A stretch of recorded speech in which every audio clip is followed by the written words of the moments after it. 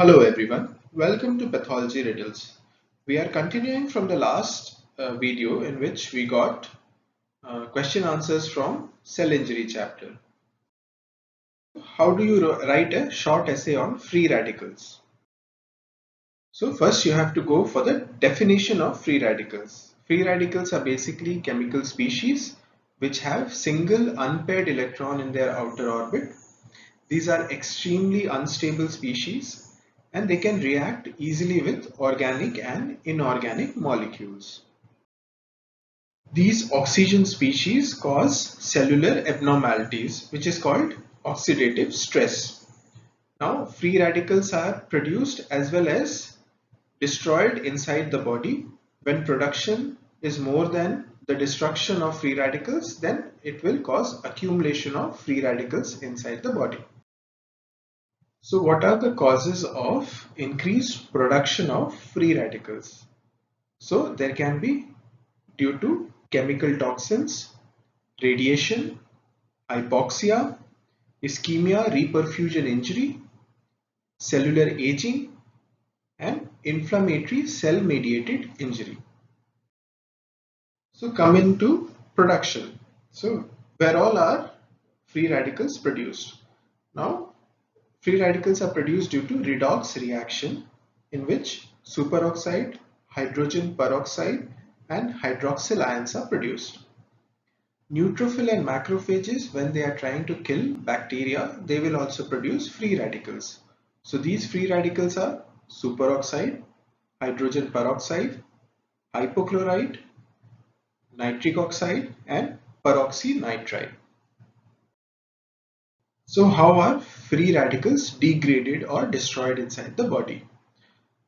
There is superoxide dimutase, which is the enzyme which will destroy superoxides. Then there is glutathione peroxidases, which will destroy hydrogen peroxide and hydroxyl radical. Then there are enzymes in mitochondria and cytosol, which will destroy peroxynitrite and convert them to nitrite. So what are the different pathological effects of free radicals? So free radical causes lipid peroxidation. So since your cell membrane and organelle membranes are made up of lipids, so this destruction will damage the membrane of the cell membrane and organelles.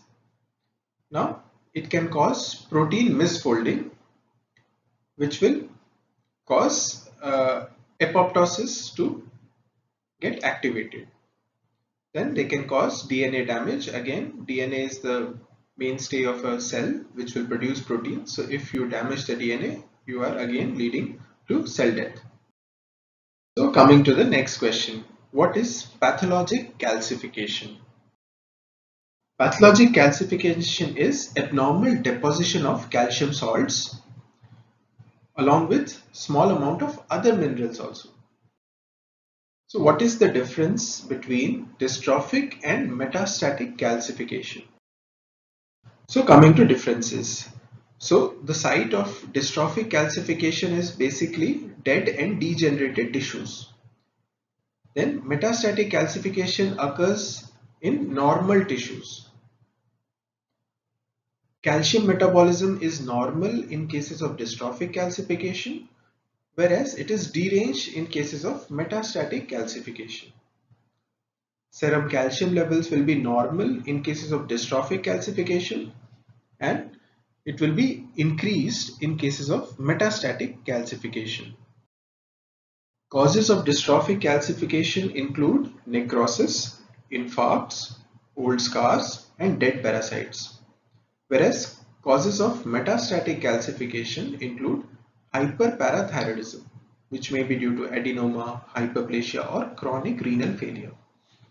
There can be bony destructive lesions like myeloma or metastatic carcinoma. Now the mechanism of dystrophic calcification. After the cell injury, the phospholipids are released from the membrane. This phosphatase is released which generate phosphates from phospholipids. The calcium which is present inside the mitochondria binds to this phosphate and precipitates as calcium phosphate. So basically the phospholipids which are released from the membrane, they will be acted upon by phosphatases, which will then generate phosphate, which will go and bind to the calcium which is released from your mitochondria. In cases of metastatic calcification, it precipitates due to increased level of serum calcium, which is again binding to the inorganic phosphate ions. What is cellular aging? Cellular aging is basically progressive decline in the lifespan of cell and functional activity of the cell. What are the abnormalities seen in cellular aging? There will be accumulation of DNA mutations. So every time a DNA divides or makes another strand of DNA, there are mutations which are checked by a few enzymes which remove these mutations. But with aging, this process becomes less efficient, so there is accumulation of all the mutations. Then there will be decreased cellular replication, there will be persistent inflammation, and then there will be defective protein homeostasis. Now, accumulation of DNA mutations. These reactive oxygen species, which we discussed earlier, which are formed due to toxins and radiation, can cause DNA damage. When the repair mechanisms, that are those enzymes which actually check for the problems in a DNA strand and remove it, if they become inefficient with time, these lead to accumulation of all the DNA mutations which cannot be removed. So this leads to decreased cellular replication. The replicative senescence, which is the inability of cells to divide after a fixed number of divisions. This occurs due to telomere shortening, which leads to cellular aging. Now, telomere is a strand of DNA which is at the end of the DNA fragment.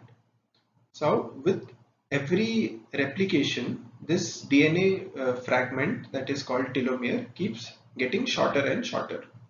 Now, once it has become so short that DNA replication cannot move forward. So this is called telomere shortening. This will lead to cellular aging. Persistent inflammation. As we age, the damaged cells, lipids and other substances accumulate within the cells. These activate the inflammasome pathway, leading to persistent low-level inflammation, which is causing cellular aging. Defective protein homeostasis. There is decreased synthesis of protein and increased turnover occurs over time. This is due to the defective function of chaperones, which keep the protein misfolding in check, and the defective function of proteasomes, which destroy these misfolded proteins. Now, decreased synthesis is due to decreased translation. This will affect cell survival, multiplication and function, ultimately leading to cellular aging.